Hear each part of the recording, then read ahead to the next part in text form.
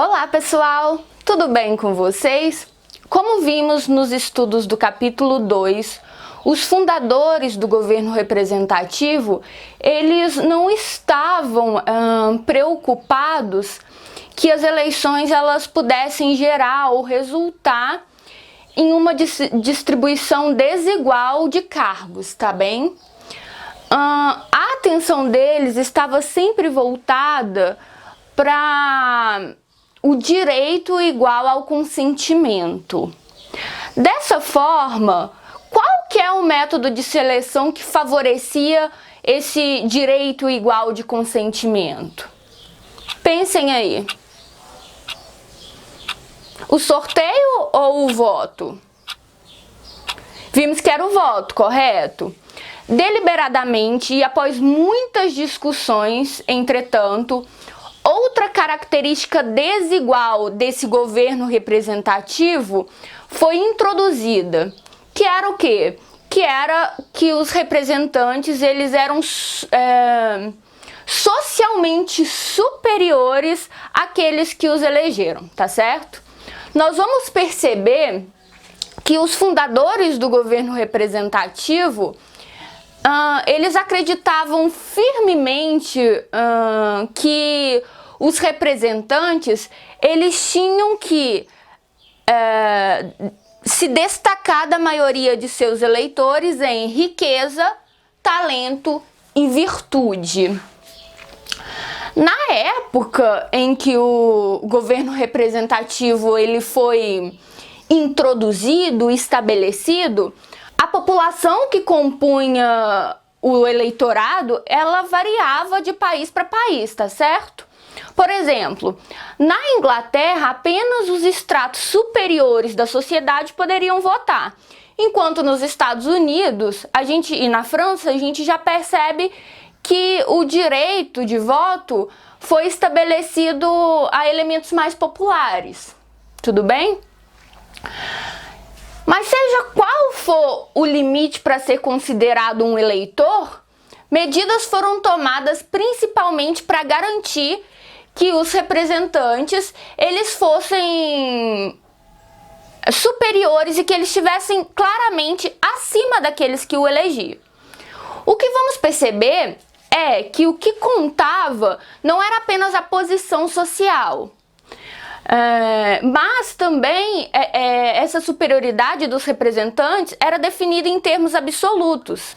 O que nós vamos perceber é que, além deles serem superiores socialmente entre si, eles deveriam ser superiores em relação aos seus representados, tá? Essa era a ideia que eles defendiam naquele momento.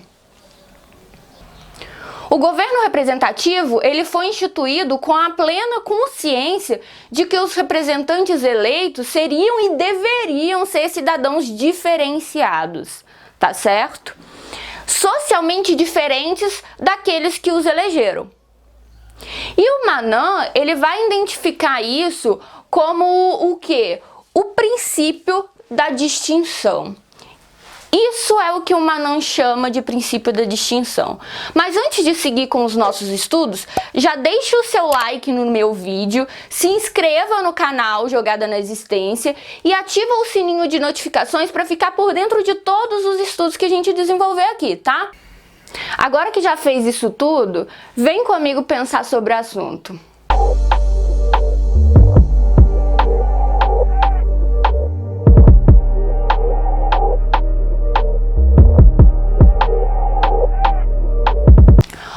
O Manan vai dizer que essa natureza antidemocrática do governo representativo em seus estágios iniciais é frequentemente vista como sendo o quê?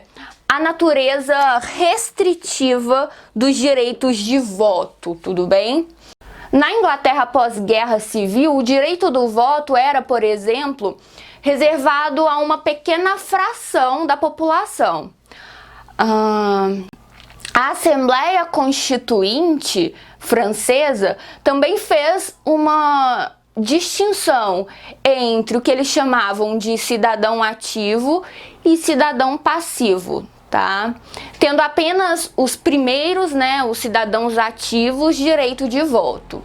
Já na América do Norte, a Constituição delegou essas decisões aos estados e estipulou que as restrições à votação em eleições federais seriam as mesmas que fossem aplicadas a cada estado nas suas eleições baixas, tá? E aí, em 1787, em uma convenção constitucional, que também é conhecida como Convenção da Filadélfia, a maioria dos estados havia estabelecido qualificações necessárias e qualificações patrimoniais ou fiscais para que eles entendessem quem seriam os eleitores. O que significou, na prática, um direito um tanto restrito de voto nas eleições federais, tá bom? Bom, os limites impostos ao direito de voto, eles foram estabelecidos nos primeiros governos representativos e também são bem conhecidos e chamam a atenção dos historiadores, tá? Que geralmente se concentram em quê? Em entender o desaparecimento gradual desses limites de quem poderia votar aí nos séculos 19 e 20.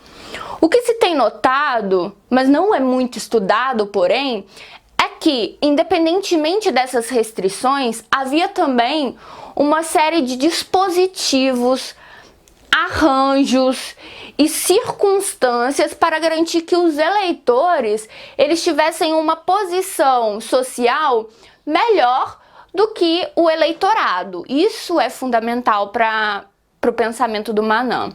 Isso foi estabelecido recorrendo a diferentes meios na Inglaterra, na França e também na América do Norte. E, em geral, a gente pode afirmar que na Inglaterra a posição social superior do eleito era garantida por uma mistura de disposições legais, normas também culturais e fatores práticos, tá?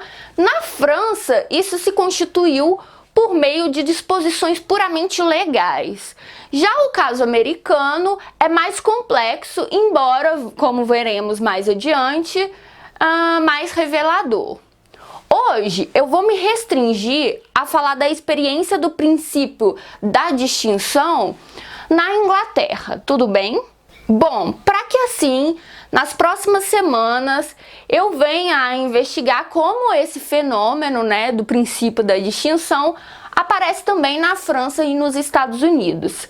Sendo possível, então, lá na quarta semana, analisar as conclusões que foram apresentadas por Manin. Bom, fazendo isso, portanto, nós vamos avançar no conhecimento dos princípios deste governo representativo, que é essa a nossa intenção aqui, correto? Bom, agora vamos compreender como isso se estabelecia, como esse princípio de distinção se estabelecia na Inglaterra. O Manin já parte do fato de que nos séculos 17 e 18 ser membro da Câmara é reservado a um pequeno círculo social. Ele já parte daí. E ele não adentra ou explica essas afirmações, pois ela já foi muito discutida e documentada aí no século XX. Ele subentende, então, que a gente já pode partir desse fato. Consequentemente, não tem por que falar mais disso, essa é a questão. É como se já fosse um fato óbvio, tá? Então, ele diz que a primeira revolução, ela abriu, em certa medida, o jogo político no sentido de que durante o período revolucionário, as eleições eram mais disputadas, tudo bem? E um estudo recente mostrou como, antes aí da Guerra Civil, a seleção parlamentar fazia parte de um padrão global e interligado de autoridade. Pois designar alguém para membro do parlamento era uma forma de homenagear o líder natural dessa comunidade local, tá certo?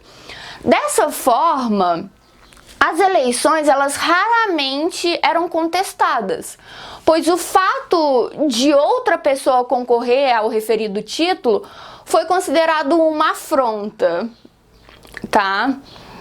Afrontar quem? Ao sujeito que ocupava o lugar, ou a família que ocupava o lugar de liderança ali. As disputas eleitorais eram, portanto, temidas e evitadas ao máximo. As eleições geralmente eram unânimes e os votos raramente eram contados. Olha que loucura, a gente não pensa nisso hoje em dia, né? Isso parece, então, de fato, algo inimaginável. Acontece que a Guerra Civil aprofundou as diferenças tanto religiosas quanto políticas dessa elite da Inglaterra. Consequentemente, as eleições elas passaram a ser mais contestadas, tá? E aí isso se tornou cada vez mais frequente. Logo, as eleições assumiram então a forma de opção. Mas o que? Entre essas elites divididas, entre essas elites rivais. Sempre entre elites, eu estou ressaltando isso aqui. A questão é que, à medida que os grupos sociais se formavam, o eleitorado, eles se expandiram. Mas os grupos sociais dos eleitos estavam se contraindo, olha que loucura. Aumenta o número de eleitores e contrai o número de representantes. Isso se acentuou em meados aí do século XVIII, tá? Quando o número de eleições disputadas diminuiu consideravelmente. E o Manon vai dizer que dois fatores chaves vão explicar a natureza aristocrática ou oligárquica da representação na Inglaterra, tá? E aí, quais são eles, então? Vamos entender isso aqui. Primeiro, havia um ambiente cultural em que a posição e o prestígio social eram excepcionalmente influentes. Começa por aí. O respeito pela hierarquia social estava profundamente o quê? Imbuído, inserido na mentalidade desse povo. Os eleitores, eles tendiam a seguir as orientações dessas figuras locais mais proeminentes e consideravam que era justo que apenas estes fossem eleitos para a Câmara, tá? Para a Câmara, desculpa. Essa característica distintiva da cultura política britânica seria mais tarde chamada de deferência. O segundo fator foi o custo exorbitante das campanhas eleitorais, que começou aí ao final da Guerra Civil e durou até o século XVIII. E um fato que chama a atenção é que os próprios membros costumavam reclamar desse valor exorbitante das eleições. E aí os registros históricos demonstram e confirmam que apenas os ricos eles poderiam se dar ao luxo de participar como candidato, né, dessas eleições. O fato se deve, em grande parte, às peculiaridades das eleições inglesas, tá certo? As assembleias de votos, elas eram escassas, o que obrigava frequentemente os eleitores a viajarem longas distâncias. E era comum que os candidatos eles cuidassem dos transportes de seus eleitores. E são eleitores em quê? Em potencial. E mais que isso, eles também se preocupavam durante a viagem com a estadia e com a própria viagem em si. E aí a combinação dessa deferência e despesas eleitorais restringiu espontaneamente o acesso à Câmara. Não tinha dispositivos legais para controlar isso, mas essas duas condições acabavam restringindo que outras pessoas tivessem acesso. Outro fator entrou em jogo em 1710. Estabeleceu-se nesse momento que os parlamentares eles deveriam cumprir um requisito formal de quê? De propriedade. Ou seja, requisitos patrimoniais diferentes e superiores dos seus eleitores, tá? Foi imposto por lei que os cavaleiros dos condados deveriam possuir terras no valor de 600 libras por ano e os cidadãos de 300. A medida foi aprovada por um ministério conservador e tinha como objetivo favorecer as grandes elites, os interesses desse senhorio, tá?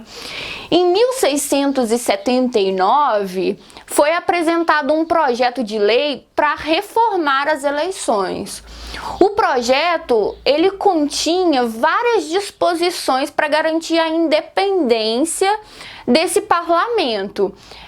Independência em relação a quê? A coroa. Mas, em geral, o que a proposta estabelecia era que, assim como as pessoas que elegem devem ser ricas, o mesmo ocorre com o quê? Com os parlamentares, tá? Com esses parlamentares que forem eleitos. Por que isso? Porque eles acreditavam que não era seguro confiar os bens da população, a propriedade do povo, a homens que não tem nada de seu, visto que a miséria doméstica, em combinação com a coroa, com um contato com o rei e com a corte, aumentaria a tentação e pervertiria esse homem em favor dele próprio. E aí se propôs, então, que os representantes eles fossem escolhidos apenas entre membros da pequena nobreza, tá?